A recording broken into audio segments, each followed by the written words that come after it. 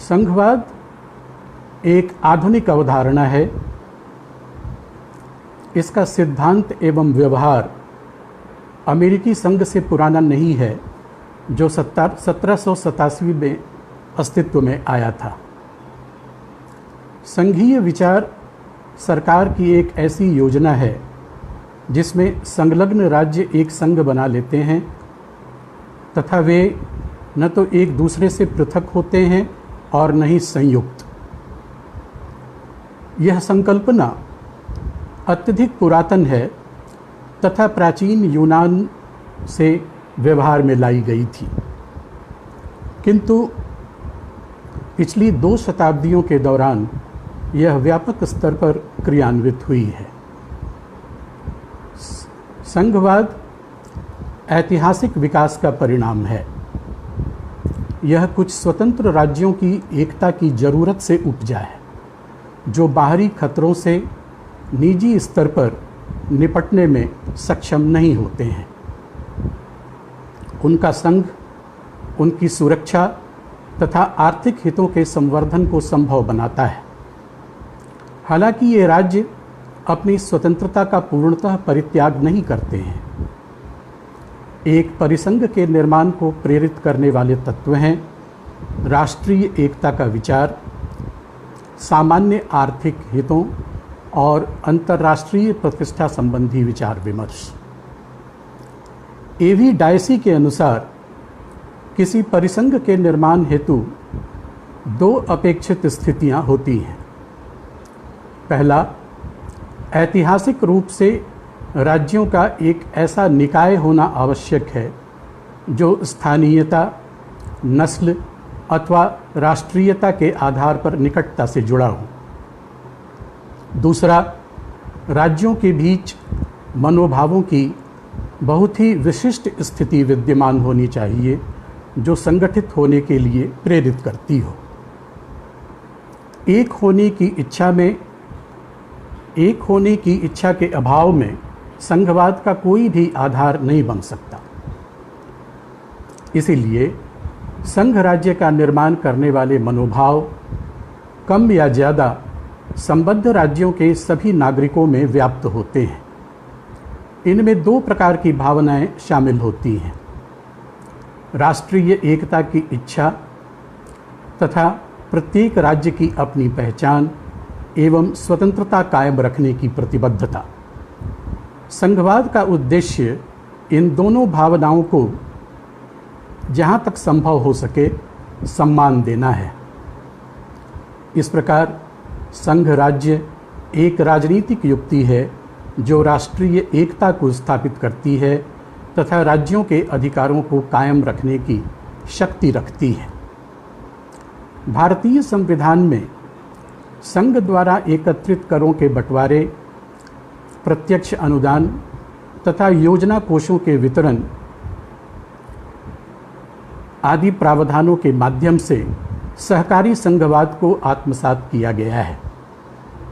इसी कारण Granville Austin Bharat को एक सहकारी संघ कहना पसंद करते हैं। भारत में एक शक्तिशाली केंद्र सरकार है, किंतु यह कमजोर राज्य सरकारों के अस्तित्व का कारण नहीं बनती है। राज्य सरकारें केंद्रीय नीतियों को क्रियान्वित करने वाली बड़ी एजेंसियां हैं। वास्तव में भारतीय संविधान में निहित संघीय व्यवस्था 2 विरोधी विचारों के मध्य एक समझौता है।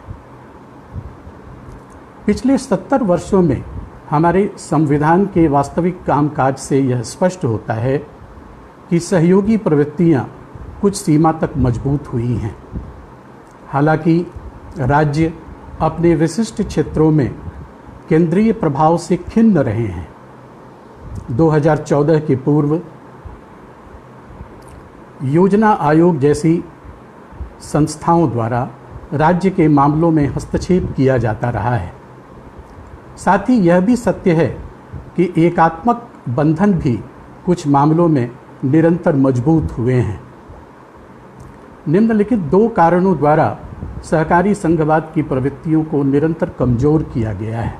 पहला, संघ की व्यापक वित्तीय शक्तियां तथा राज्यों की अपना कामकाज चलाने हेतु संघीय अनुदानों पर पूर्ण निर्भरता तथा नीति आयोग के गठन के पूर्व कार्यरत योजना आयोग के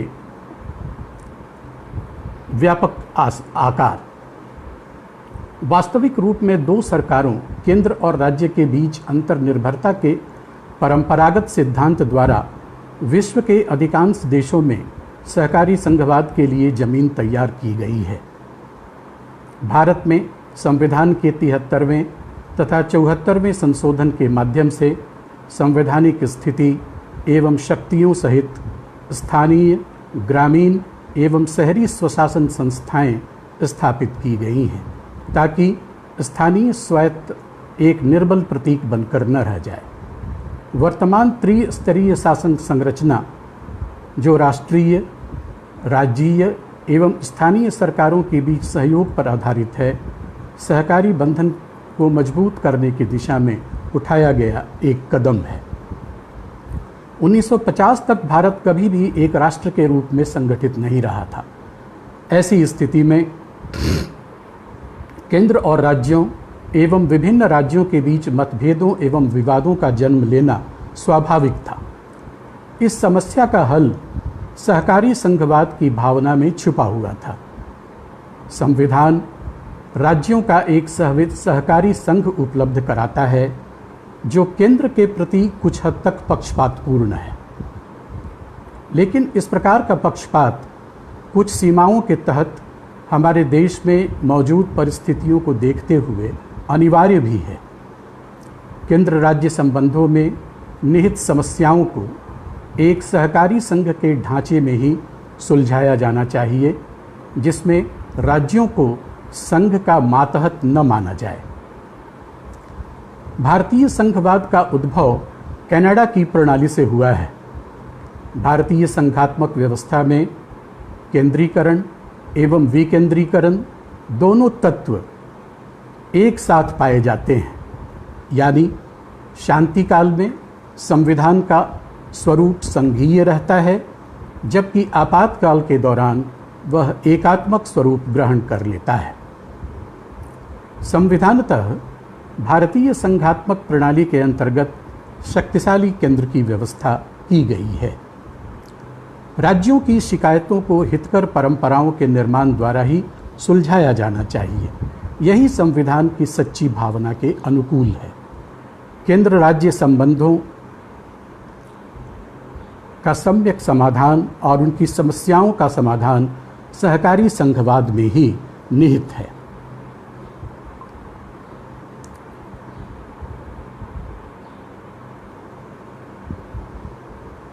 भारतीय संविधान में सहकारी संघवाद की व्यापक परिकल्पना की गई है। संविधान ने इसी परिकल्पना को लेकर भारत को राज्यों का समूह घोषित किया था और यही इसका संघीय स्वरूप है।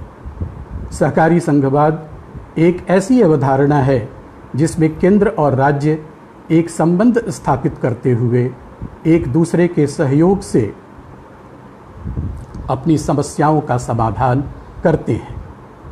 सहकारी संघवाद की इस अवधारणा से यह स्पष्ट है कि केंद्र तथा राज्य में से कोई भी किसी से श्रेष्ठ नहीं है। विद्वानों का यह मानना है कि सहकारी संघवाद राष्ट्रीय नीतियों के निर्माण और कार्यान्वयन में राज्यों की भागीदारी सुनिश्चित करने के लिए एक महत्वपूर्ण उपकरण है। भारत की संघीय प्रकृति की बात बार बार की जाती रही है और यह सत्तारूढ़ पार्टी तथा विपक्ष के लिए टकराव का विषय रही है। ऐसे मौके आए हैं जब पार्टियों ने केंद्र पर राजनीतिक और आर्थिक तरीकों से संघीय भावना का उल्लंघन करने का आरोप लगाया और ऐसा भी हुआ है कि केंद्र ने राज्य सरकारों पर संघवाद का पालन नहीं करने का आरोप लगाया। एक मुख्यमंत्री ने प्रधानमंत्री से फ़ोन पर बात करने से इनकार कर दिया। दूसरे मुख्यमंत्री ने केंद्रीय जांच एजेंसी को अपने राज्य में काम करने से रोक दिया। केंद्र ने अनुच्छेद 356 का इस्तेमाल किया या उसे लागू करने की धमकी दी। ये सभी पिछले कुछ साल में संघवाद के मसले पर केंद्र और राज्यों के बीच विवाद छिड़ने के उदाहरण हैं। इसमें कोई शक नहीं कि हर एक राजनीतिक दल और राजनेता संघवाद की भावना की कसम खाता है और सहकारी संघवाद और प्रतिस्पर्धी संघवाद जैसे शब्द प्रचलन में हैं। भारत के संविधान में संघीय भावना की बात कही गई है, जिसे हर कोई सीने से लगाए रहता है। लेकिन क्या वास्तव में यह संघीय प्रकृति का है? क्या भारत राज्यों का संघ है? भारतीय संघवाद के विभिन्न चरणों का विश्लेषण कर हम इस निष्कर्ष पर पहुंच सकते हैं कि भारतीय संघवाद में सहयोग, सहकार, राजनीतिक सौदेबाजी, केंद्रीकरण और एकाधिकार कब कब पाया गया, किस प्रकार इसने भारतीय संघवाद को कभी कमजोर किया, कभी इसे शक्ति दी, और कैसे भारतीय संघवाद ने सभी चुनौतियों का सामना किया। 1952 से 1964 तक का काल नेहरू युग के रूप में जाना जाता है। इस दौरान कांग्रेस का एक छत्र राज्य था तथा केंद्र और राज्यों के बीच उत्पन्न होने वाले विवादों का निपटारा दलीय मंच पर ही कर लिया जाता था। नतीजा यह निकला कि संघवाद अपने वास्तविक रूप में उभर नहीं पाया, किंतु जवाहरलाल नेहरू का व्यक्तित्व एवं नेतृत्व बहुत अधिक प्रभावशाली होने के बावजूद वे निरंकुश नेता नहीं थे। राज्यों में विधान चंद्र राय, प्रताप सिंह कैरो, चंद्रभानु गुप्त, कैलाशनाथ काटजू, मोहनलाल सुखाड़िया जैसे व्यक्तित्व वाले प्रभावशाली मुख्यमंत्री थे, जो केंद्र सरकार के सहयोग करते हुए भी अपने राज्यों के लिए बहुत कुछ अर्जित कर लिया करते थे। इसी कारण इस दौरान जहां एक तरफ योजना आयोग आर्थिक केंद्रीकरण का प्रतीक बन गया, वहीं दूसरी तरफ 1956 और 1960 में भाषाई आधार पर राज्यों का पुनर्गठन करने का पारंपरिक संघवादी कदम भी उठाया गया। दूसरा चरण 1964 से 1971 तक का काल रहा, जो मुख्यतः सौदेबाजी पर आधारित रहा। हालांकि मॉरिस जोन्स के दृष्टिकोण के अनुसार भारतीय संघवाद एक प्रकार का सहकारी संघवाद है, जिसमें केंद्र और राज्यों के बीच सौदेबाजी चलती रहती है, किंतु अंत में किसी समाधान के तहत दोनों सहयोग करने के लिए राजी हो जाते हैं। 1964 से 1966 के दौरान 3 प्रधानमंत्रियों को देश ने देखा तथा 1966 से 1969 के बीच योजना अवकाश भी रहा। 1967 के आम चुनावों के बाद 9 राज्यों में गैर कांग्रेसी सरकारें बनी तथा आगे चलकर 1969 में कांग्रेस के विभाजन के फलस्वरूप केंद्र में भी कांग्रेस सरकार पहली बार अल्पमत में आ गई। केंद्र में नेहरू जैसा व्यक्तित्व और नेतृत्व नहीं रहा तथा अनेक गैर कांग्रेसी मुख्यमंत्रियों ने राज्यों की स्वायत्तता की मांग उठाई। कांग्रेस के भीतर सत्तारूढ़ एवं संगठनात्मक घटकों के बीच तनाव बढ़ता गया और वह पार्टी के विभाजन में परिणत हो गया।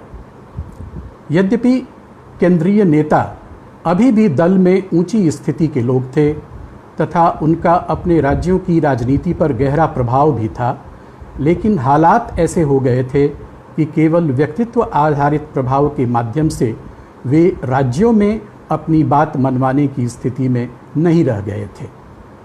इसीलिए सौदेबाजी के जरिए राज्यों से सहयोग अर्जित किया गया। 1969 में राष्ट्रपति चुनाव में कांग्रेस का घटकवाद अपने चरम पर था तथा केंद्र में सत्तारूढ़ कांग्रेस के घटक ने राज्यों की गैर कांग्रेसी सरकारों से सौदेबाजी कर सहयोग अर्जित किया। 1969 से 71 के दौरान केंद्र की अल्पमत कांग्रेस सरकार ने द्रमुक एवं भारतीय कम्युनिस्ट पार्टी के बाहरी समर्थन के एवज में तमिलनाडु और केरल को अतिरिक्त केंद्रीय सहायता भी प्रदान की।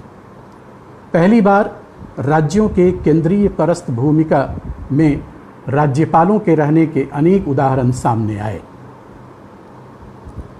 1971 से 1977 का काल एकाधिकारवादी संघवाद का उदाहरण है।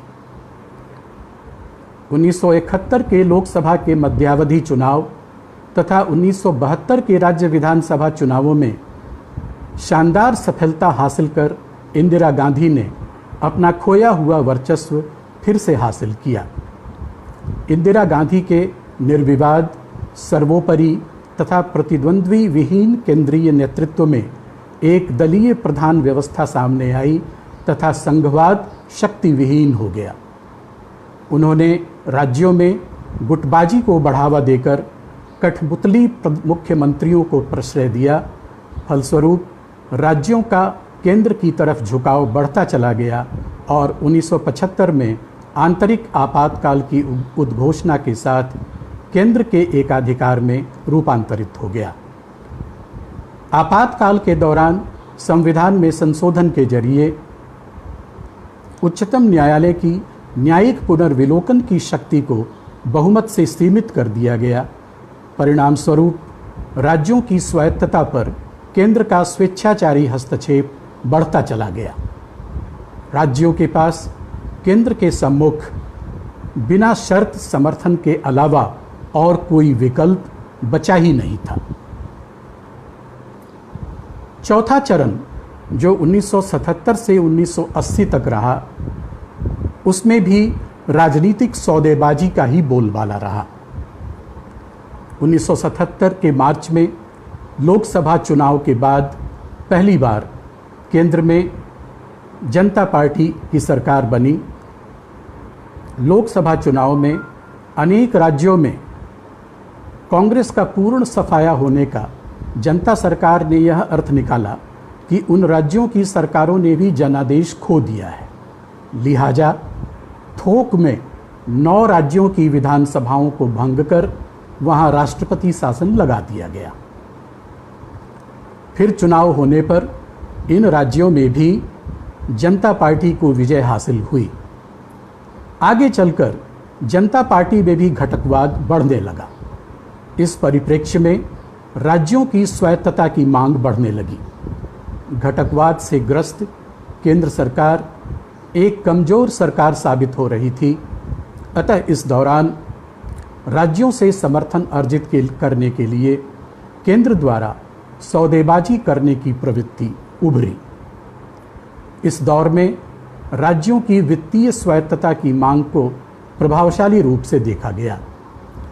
इस प्रकार केंद्र का वर्चस्व घटा और राज्यों का प्रभाव बढ़ा। पांचवा चरण जो 1980 से 1979 तक रहा, सहकारी संघवाद की बजाय टकरावपूर्ण संघवाद का रहा। 1980 के लोकसभा के मध्यावधि चुनाव के बाद इंदिरा गांधी के नेतृत्व में कांग्रेस पुनः सत्तारूढ़ हुई, लेकिन कई राज्यों में इस दौरान क्षेत्रीय दल सत्तारूढ़ थे। इसलिए केंद्र एकाधिकारवाद के अपने पुराने रास्ते पर नहीं चल सकी। उल्टे राज्यों से टकराव की स्थिति पैदा हो गई। सिक्किम, जम्मू कश्मीर और आंध्र प्रदेश में राज्यपाल पद का केंद्र के इशारे से दुरुपयोग किया गया। 8वें वित्त आयोग की सिफारिशों को स्थगित कर दिया गया क्योंकि उसमें राज्यों को अधिक संसाधन आवंटित करने की बात कही गई थी। केंद्रीकरण की इस बढ़ती प्रवृत्ति के चलते स्वायत्तता की मांग करने वाला पंजाब का आंदोलन आतंकवाद में बदल गया। असम आंदोलन को भी केंद्र ने कुचलने का काम किया। 1984 में इंदिरा गांधी की मृत्यु के बाद चुनावों में राजीव गांधी को अभूतपूर्व बहुमत हासिल हुआ और उनके प्रधानमंत्री बनने के बाद इस टकराव में थोड़ी कमी आई। पंजाब, आसाम और त्रिपुरा में समझौते हुए तथा इनकी स्वायत्तता की मांगों को सरकारिया आयोग के विचारार्थ भेज दिया गया। लेकिन केंद्रीकरण के लिए एक नया रास्ता पकड़ा गया। जिला कलेक्टरों का राष्ट्रीय सम्मेलन बुलाकर उन्हें सीधे निर्देश देने और इस प्रकार राज्यों को बाईपास करने की कोशिश की गई। इस दौरान राज्यों ने, जिनमें से कई गैर कांग्रेसी दलों द्वारा शासित थे, संघवादी एजेंडे पर एकजुटता कायम करते हुए केंद्र के स्वायत्तता हनन प्रयासों का विरोध किया। छठा चरण 1989 से 2014 तक का रहा, जिसमें गठबंधन की सरकारों का दौर रहा और राजनीतिक अस्थिरता ने राजनीतिक सौदेबाजी को बढ़ावा दिया। ऐसी स्थिति में सिद्धांतों और नीतियों पर आधारित सहकारी संघवाद की कल्पना भी नहीं की जा सकती थी। तब से लेकर 2014 तक लोकसभा के 8 चुनाव हुए, जिनमें से किसी भी एक दल को बहुमत प्राप्त नहीं हुआ। केंद्र में इस दौरान अल्पमत सरकारें या गठबंधन की सरकारें रहीं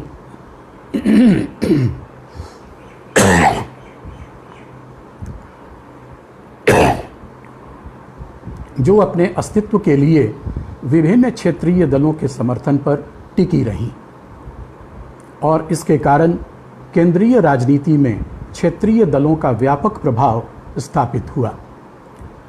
विवशता की राजनीति ने दोनों को विकेंद्रीकरण एवं स्वायत्तता के प्रति संवेदनशील बना दिया। दूसरी तरफ क्षेत्रीय दलों ने भी अपने समर्थन की केंद्र सरकार से भरपूर कीमत वसूल की। वे या तो सीधे तौर पर केंद्रीय सत्ता में सहभागी रहे या अपने राज्यों के लिए केंद्रीय सरकार से भारी भरकम पैकेज प्राप्त करते रहे तथा राज्यों में अपने प्रतिद्वंद्वी सत्तारूढ़ दल को अपदस्थ करने के लिए केंद्र पर वहां राष्ट्रपति शासन लागू करने का दबाव भी बनाते रहे। लेकिन 1994 में बम्बई केस में उच्चतम न्यायालय के निर्णय के बाद स्थितियां संघवाद के लिए काफ़ी अनुकूल हो गई हैं। न्यायालय ने संघवाद को संविधान का मूल ढांचा बताया है, जिसमें संशोधन नहीं हो सकता। न्यायालय ने अनुच्छेद 356 के अंतर्गत आपात उद्घोषणा को भी न्यायिक समीक्षा के अधीन ला दिया है। अतः इस दौर में अनुच्छेद 356 का दुरुपयोग भी काफ़ी कम हुआ है। 7वां चरण 2014 से प्रारंभ हुआ और अभी तक चल रहा है। 2014 के लोकसभा चुनाव में नरेंद्र मोदी के नेतृत्व में भारतीय जनता पार्टी को स्पष्ट बहुमत प्राप्त हुआ और सरकार का गठन हुआ। प्रधानमंत्री नरेंद्र मोदी ने 2014 में कामकाज संभालने के बाद कहा था कि वह केंद्र और राज्यों के बीच की खाई को पाटना चाहते हैं। गुजरात के मुख्यमंत्री रहने के दौरान अपने तजुर्बे की ओर इशारा करते हुए उन्हें राज्यों से ऐसा ढांचा बनाने की अपील की थी जिससे केंद्र और राज्य के बीच कम से कम टकराव हो। प्रधानमंत्री मोदी ने उनसे सहकारी या सहयोगात्मक संघवाद यानी कोऑपरेटिव फेडरलिज्म के जरिए प्रगति और समृद्धि की राह पर मिलकर चलने का आह्वान किया था। इस मामले में उनके पहले कार्यकाल का रिकॉर्ड कैसा रहा? क्या मोदी इसकी मुख्य चुनौती को दूर कर पाए? यहाँ इस पर भी प्रकाश डालना आवश्यक है। इस मामले में सरकार के 3 ऐसे महत्वपूर्ण कदम हैं जिन पर हम चर्चा करेंगे, क्योंकि इन कदमों से यह स्पष्ट हुआ कि केंद्र सरकार सहकारी संघवाद को बढ़ावा देकर राज्यों को न केवल ज़्यादा सशक्त करना चाहती है, बल्कि उनके साथ बेहतर तालमेल भी बनाए रखना चाहती है। ये 3 कदम थे: नीति आयोग का गठन, 14वें वित्त आयोग की सिफारिशों को मंजूर करना तथा पूरे राष्ट्र के लिए एक एकीकृत कर प्रणाली जीएसटी को लागू करना। इस मामले में सरकार का पहला यादगार कदम योजना आयोग को खत्म करने का फैसला था, जो सेंट्रलाइज्ड पॉलिसी बनाने में तब तक प्रमुख भूमिका निभाता आया था। 15 मार्च 1950 में बने योजना आयोग के स्थान पर 1 जनवरी 2015 को नीति आयोग का गठन किया गया। नीति आयोग के गठन के साथ ही 65 सालों से चली आ रही योजना आयोग का अस्तित्व समाप्त हो गया। वास्तव में योजना आयोग अपने उद्देश्य में पूरी तरह कभी सफल नहीं हो पाया था। केंद्र और राज्य सरकारों के बीच इसे लेकर कई तरह के मतभेद शुरू से ही रहे थे। केंद्र और राज्यों के अंश को लेकर भी कई बार दोनों पक्षों के बीच टकराव हुए। कई राज्यों के द्वारा ये भी कहा गया कि योजना आयोग ने 65 वर्ष के कार्यकाल में केवल 12 पंचवर्षीय योजनाएं और 60 वार्षिक योजनाओं के बनाने के अतिरिक्त कुछ नहीं किया। केंद्र में सत्ता में आई नरेंद्र मोदी की सरकार ने राज्यों की समस्याओं को भली भांति समझते हुए योजना आयोग के स्थान पर नीति आयोग का गठन किया। गठन के बाद अपने संबोधन में प्रधानमंत्री ने सहकारी संघवाद की बात कही। नीति आयोग जन केंद्रित, सक्रिय और सहभागी विकास एजेंडा के सिद्धांत पर आधारित है। बदलते माहौल और बदलती आवश्यकताओं के लिए एक ऐसे संस्थान के गठन की आवश्यकता थी जो थिंक टैंक के रूप में काम कर सके। चूँकि प्रधानमंत्री मोदी पहले गुजरात जैसे बड़े राज्य के मुख्यमंत्री के तौर पर 3 कार्यकाल पूरा कर चुके थे, इसलिए योजना आयोग से राज्यों को लेकर होने वाली परेशानियों से वे भली भांति परिचित थे। पहले योजना आयोग में राज्य सरकारों की कोई भूमिका नहीं होती थी, लेकिन संघीय ढांचे को मजबूत करते हुए नीति आयोग में सभी राज्यों और केंद्र शासित प्रदेशों की भागीदारी सुनिश्चित की गई। केंद्र से राज्यों की तरफ चलने वाली एक पक्षीय नीतिगत क्रम को एक महत्वपूर्ण विकासवादी परिवर्तन के रूप में राज्यों की वास्तविक भागीदारी में बदलने का लक्ष्य निर्धारित किया गया। यही वास्तविक सहकारी संघवाद होगा। योजना आयोग को देश के हितों से संबंधित योजनाएं बनाने का दायित्व था, पर बीते सालों में 200 लाख करोड़ रुपए के आवंटन के बाद भी वो ऐसा करने में अधिक सफल नहीं हो पाया। रोजगार पैदा करने वाले संसाधनों की तलाश में भी आयोग विफल रहा। पूरे संगठित क्षेत्र में सिर्फ 9% रोजगार सृजित हो पाया। देश के अनेक राज्य केंद्र से बेहतर काम करते रहे हैं और राजकोषीय घाटा को कम करने में उनका प्रदर्शन बेहतर रहा है। नीति आयोग के गठन से राज्यों को ज़्यादा प्राथमिकता मिलेगी तथा नीतिगत फैसलों में भाग लेने और अपने विकास में आ रही बाधाओं से निपटने में केंद्र से सहायता प्राप्त करने में भी उन्हें मदद मिल सकेगी। इसका मुख्य उद्देश्य आर्थिक नीतियों में सकारात्मक परिणामों द्वारा राज्यों को अधिक से अधिक वित्तीय सहायता प्रदान करना है। नीति आयोग आर्थिक विकास के लिए राज्यों के साथ मिलजुल कर कार्य करेगा। राज्यों के विकास में आने वाली बाधाओं को दूर करने में प्रमुख भूमिका निभाएगा तथा राज्यों की प्रत्येक मूलभूत आवश्यकताओं को ध्यान में रखकर कार्य करेगा। नीति आयोग के जो उद्देश्य हैं वे हैं राज्यों की सक्रिय भागीदारी के साथ राष्ट्रीय विकास प्राथमिकताओं, क्षेत्रों और रणनीतियों का एक साझा दृष्टिकोण विकसित करना। सशक्त राज्य ही सशक्त राष्ट्र का निर्माण कर सकते हैं, इसको स्वीकार करते हुए राज्यों के साथ सतत आधार पर संरचनात्मक सहयोग की पहल और तंत्रों के माध्यम से सहकारी संघवाद को बढ़ावा देना। ग्राम स्तर पर विश्वसनीय योजनाएं तैयार करने के लिए तंत्र विकसित करना और इन सभी को उत्तरोत्तर रूप से सरकार के उच्चतर स्तर तक पहुंचाना। जो क्षेत्र विशेष रूप से आयोग को निर्दिष्ट किए गए हैं, उनकी आर्थिक रणनीति और नीति में राष्ट्रीय सुरक्षा के हितों को सम्मिलित करने के लक्ष्य को सुनिश्चित करना। हमारे समाज के उन वर्गों पर विशेष रूप से ध्यान देना जो आर्थिक प्रगति से उचित रूप से लाभान्वित नहीं हो पाए हैं। रणनीतिक और दीर्घावधि के लिए नीति तथा कार्यक्रम का ढांचा तैयार करना और पहल करना तथा उनकी प्रगति और क्षमता को मॉनिटर करना।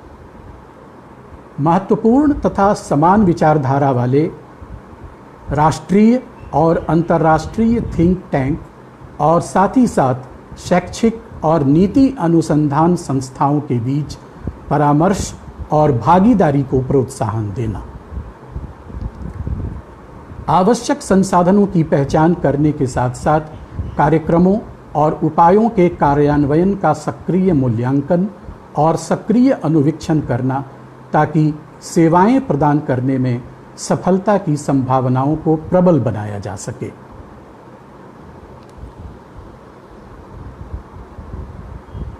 प्रधानमंत्री मोदी सरकार का केंद्र और राज्यों के संबंधों को बेहतर बनाने की दिशा में दूसरा बड़ा कदम 14वें वित्त आयोग की सिफारिशों को स्वीकार करना था, जिसमें राज्यों को केंद्र की तरफ से मिलने वाली रकम में भारी बढ़ोतरी की गई।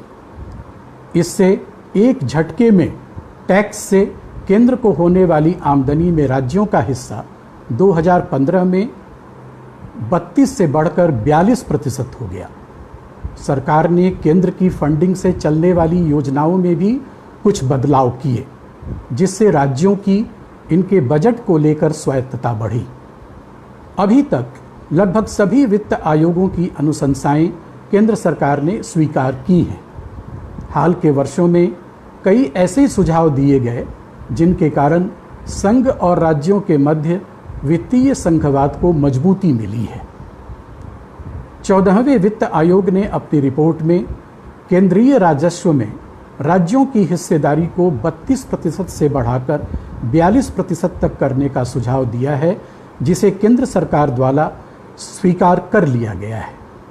इससे राज्यों की वित्तीय स्थिति बेहतर होगी तथा बिना शर्त संसाधनों की उपलब्धता बढ़ने से राज्यों की वित्तीय स्वायत्तता भी बढ़ेगी। निश्चय ही केंद्रीय राजस्व में राज्यों की हिस्सेदारी में वृद्धि के साथ केंद्र के लिए संसाधनों की उपलब्धता प्रभावित होगी।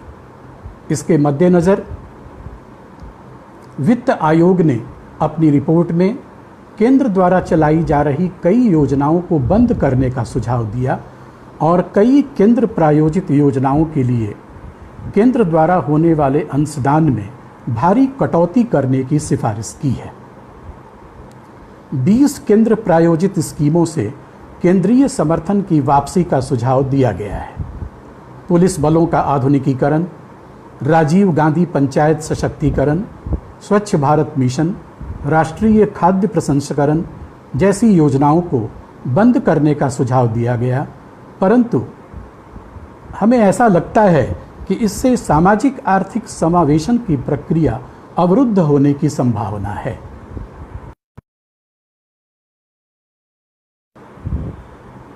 इस रिपोर्ट में सामान्य राज्यों और विशेष दर्जा प्राप्त राज्यों के वर्गीकरण को समाप्त करने की सिफारिश की गई है।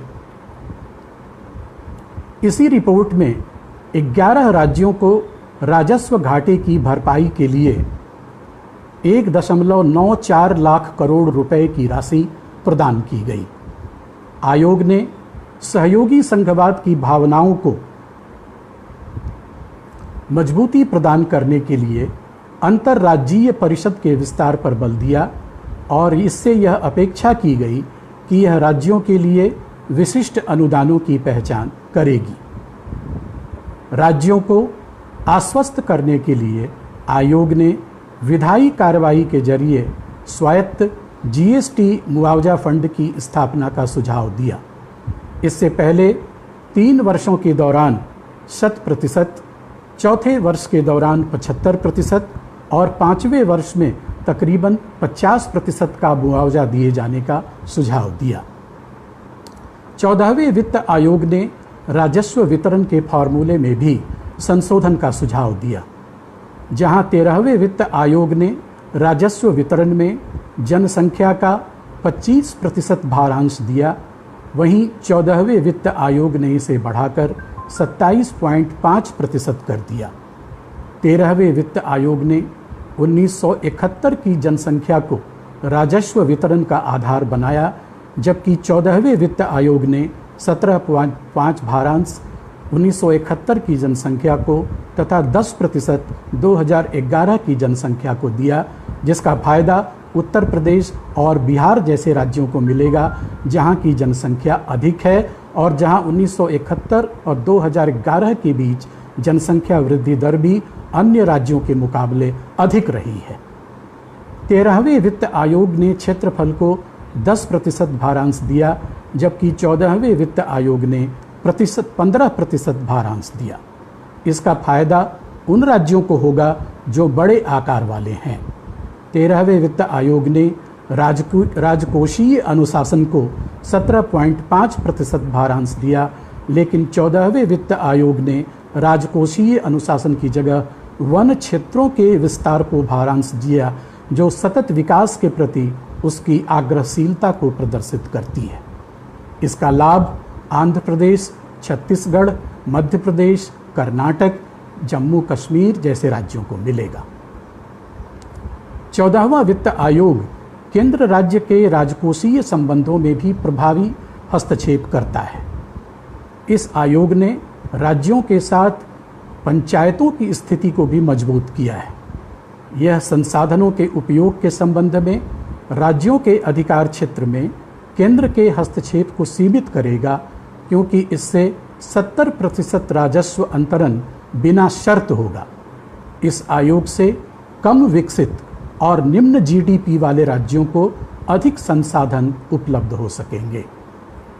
इस रिपोर्ट के कारण केंद्र का फिस्कल स्पेस सीमित होगा, जिसके कारण केंद्र द्वारा सामाजिक क्षेत्र पर किए जाने वाले सार्वजनिक व्यय में कटौती की जाएगी। दूसरी बात यह कि केंद्र अब सामाजिक क्षेत्रों के खर्चे की जिम्मेदारी राज्यों को सौंप रहा है, जबकि इस संदर्भ में राज्यों को न तो अनुभव है और न ही विशेषज्ञता है।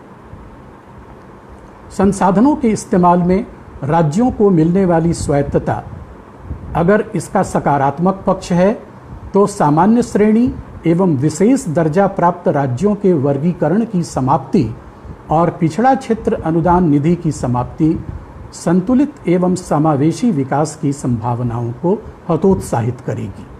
फिर भी हम कह सकते हैं कि 14वें वित्त आयोग की रिपोर्ट के लागू होने से केंद्र तथा राज्यों के राजकोषीय संबंध बहुत प्रभावित हुए हैं। एक तरफ जहां ये कदम धीरे धीरे राज्यों को राजकोषीय स्वायत्तता प्रदान कर रहे हैं, तो वहीं दूसरी तरफ ये राज्यों को जवाबदेह और जिम्मेदार बनाने का भी कार्य कर रहे हैं।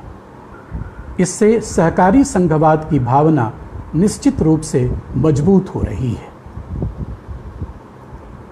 तीसरा और शायद सबसे बड़ा निर्णायक कदम 2016 में गुड्स एंड सर्विसेज टैक्स, जिसे हम जीएसटी कहते हैं, कानून को पास करना और उसे लागू करना था। अप्रत्यक्ष कर के बंटवारे से जुड़े फैसले लेने के लिए जीएसटी काउंसिल बनाई गई, जो सहकारी संघवाद की एक और मिसाल थी। इसमें कोई शक नहीं है कि जीएसटी को कहीं बेहतर तरीके से लागू किया जा सकता था, लेकिन इसके बावजूद यह सही दिशा में उठाया गया एक बड़ा कदम था। जीएसटी लागू होने के 1 साल के भीतर इसमें 48 लाख उद्यम जोड़े गए, जबकि आज़ादी के बाद से लेकर इन वर्षों में मात्र 66 लाख उद्यम पंजीकृत हुए थे।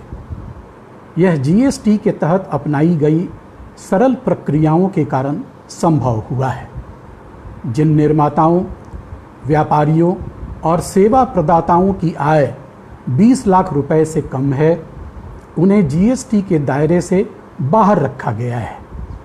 इस प्रकार यह उन छोटे व्यापारियों के लिए अनुकूल व्यवस्था बनाता है जिनका वार्षिक टर्नओवर 1 करोड़ रुपए तक है।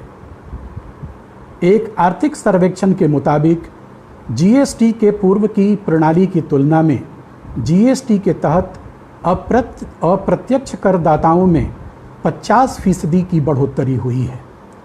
इसी तरह नोटबंदी और जीएसटी के कारण नवंबर 2016 से व्यक्तिगत करदाताओं में लगभग 18 लाख लोगों को जोड़ा गया है। यह एक ऐतिहासिक उपलब्धि है और इस बात का सबूत है कि भारत तेजी से गैर कर अनुपालन से कर अनुपालन देश में बदल रहा है। भारतीय बाजार के निर्माण ने हमारी अर्थव्यवस्था में बेहतर प्रतिस्पर्धा और दक्षता पैदा की है और इससे देश भर में उपभोक्ताओं को लाभ हुआ है। राज्य सरकारों के साथ भागीदारी बढ़ी है और यह प्रधानमंत्री मोदी द्वारा सहकारी संघवाद की नीति को बढ़ावा देने के कारण हुआ है। राज्य सरकारों के सहयोग और केंद्र में निर्णायक नेतृत्व के बिना जीएसटी जैसा सुधार संभव नहीं होता। इसके लिए राजनीतिक नेतृत्व में दृढ़ संकल्प और विश्वास की आवश्यकता होती है। प्रधानमंत्री मोदी ने तमाम आलोचनाओं के बावजूद इसे सुनिश्चित किया है। वास्तविक संरचनात्मक सुधारों के साथ जीएसटी भी विकसित हो रहा है और अगर इसके दायरे में रियल एस्टेट तथा पेट्रोलियम पदार्थों को शामिल कर लिया जाए तो इसका और विस्तार होगा। रियल एस्टेट को शामिल करने से भूमि बाजार स्वच्छ हो जाएगा, जो काले धन के सबसे बड़े उत्पादकों में से एक है। अर्थव्यवस्था और व्यवसाय पर जीएसटी के पूर्ण प्रभाव को जानने के लिहाज से अभी शुरुआती दिन हैं, लेकिन आने वाले वर्षों में यह अप्रत्यक्ष कर के नेटवर्क, राजस्व संग्रह और अर्थव्यवस्था के विकास की उम्मीदों पर खरा उतरेगा, ऐसी उम्मीद की जा सकती है। इन कदमों का देश के संघीय ढांचे को मजबूत बनाने पर सकारात्मक और टिकाऊ असर हुआ है। इनके जरिए राज्यों को मिलने वाले संसाधनों में बढ़ोतरी हुई है, उन्हें अपनी सामाजिक आर्थिक योजनाएं बनाने और उन्हें लागू करने की आज़ादी मिली है। साथ ही जीएसटी काउंसिलिंग जैसा नया मंच भी मिला है। इन सब के बावजूद मोदी सरकार के पहले 5 साल के कार्यकाल में कई क्षेत्रों में केंद्र सरकार के बढ़ते दखल के ट्रेंड भी देखने को मिले हैं और हमें इस पर भी नज़र डालना जरूरी है। केंद्र सरकार के खजाने में आने वाली रकम में राज्यों की हिस्सेदारी बढ़ाने से केंद्र को फंड की कमी हो गई। इस मुश्किल से निपटने के लिए उसने कई सरचार्ज और सेस यानी उपकर लगा दिए, जिससे मिलने वाली रकम को राज्यों के साथ साझा नहीं करना पड़ता। लिहाजा टैक्स से मिलने वाली जिस रकम को केंद्र सरकार राज्यों के साथ बांटती थी, उसमें कमी आई है। एनडीए सरकार ने केंद्र की फंडिंग से चलने वाली कई बड़ी फ्लैगशिप योजनाएं लागू की। यह उसके सत्ता के विकेंद्रीकरण के वादे से मेल नहीं खाता। इन योजनाओं के लक्ष्य तय करने और उन्हें तैयार करने में राज्यों की कोई भूमिका नहीं है। मिसाल के लिए केंद्र सरकार ने स्वास्थ्य के क्षेत्र में आयुष्मान भारत नाम की विशाल योजना शुरुआत की, जिसे विपक्षी दलों के शासन वाले राज्य अपने अधिकार क्षेत्र में दखल मानते हैं। उड़ीसा, पश्चिम बंगाल, तेलंगाना, कर्नाटक और दिल्ली ने इसे लागू करने से इनकार कर दिया। इसी प्रकार केंद्र सरकार ने पीएम किसान नाम की योजना के जरिए किसानों की वित्तीय मदद शुरू की है। इस पर भी राज्यों की राय नहीं ली गई। इस योजना को भी केंद्र के बढ़ते दखल का प्रतीक बताया जा रहा है। राज्यों के अधिकार क्षेत्र में आने वाले विषयों से जुड़ी योजनाओं पर भी केंद्र की फंडिंग पिछले 5 वर्षों में काफ़ी तेज़ी से बढ़ी है और 2019-20 में इसके 12% तक रहने का अनुमान है। एस्पिरेशनल डिस्ट्रिक्ट्स प्रोग्राम भी इसी दिशा में एक कदम है, जिसमें देश के 115 सबसे पिछड़े जिलों को शामिल किया गया है।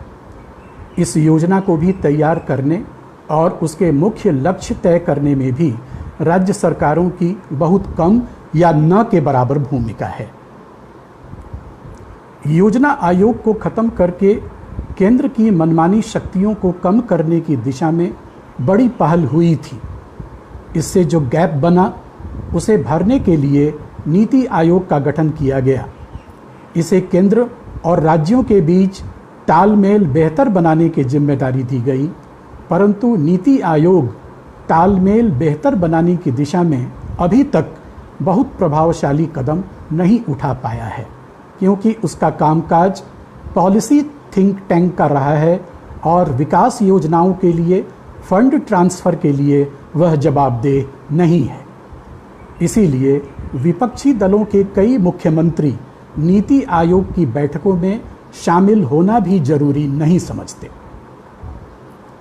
पिछले कुछ वर्षों में कई अन्य घटनाक्रम भी सामने आए हैं, जिनसे केंद्र का दखल ऐसे मामलों में बढ़ने का संकेत मिलता है। मिसाल के लिए, भारत जैसे विविधता भरे देश में लोकसभा और विधानसभा चुनाव एक साथ कराने की मोदी सरकार के प्रस्ताव को कई राज्य चुनाव के केंद्रीकरण के तौर पर देख रहे हैं, क्योंकि एक देश एक चुनाव हमारे संघीय ढांचे की भावना से मेल नहीं खाता। इससे क्षेत्रीय पार्टियों की कीमत पर देश की बड़ी राष्ट्रीय पार्टियों को लाभ होने की संभावना है। 15वें वित्त आयोग के गठन को लेकर भी एक विवाद खड़ा हुआ है। उसे 2011 की जनगणना के आधार पर राज्यों के संसाधनों के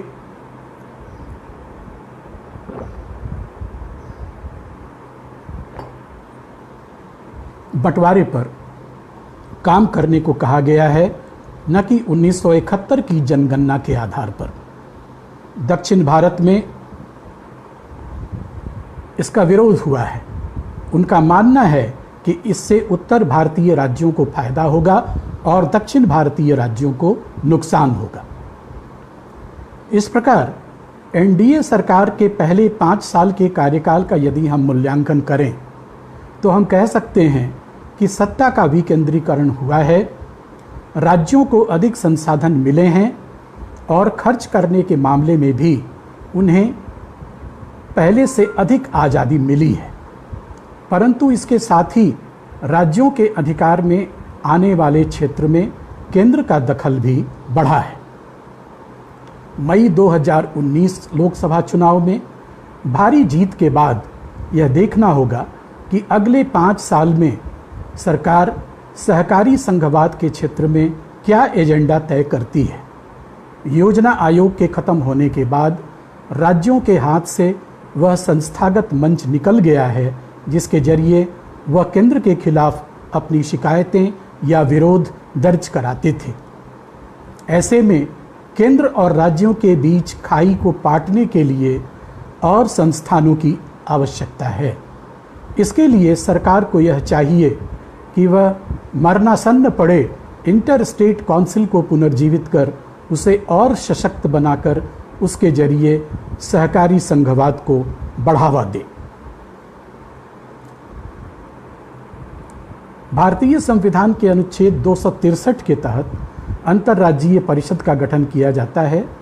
यह परिषद राज्यों के बीच विवादों की जांच करने के साथ साथ इन पर सलाह भी देती है। इसके अलावा केंद्र और राज्यों से जुड़े वैसे मुद्दे जिनमें सभी का समान हित हो, उस पर भी यह विचार करती है।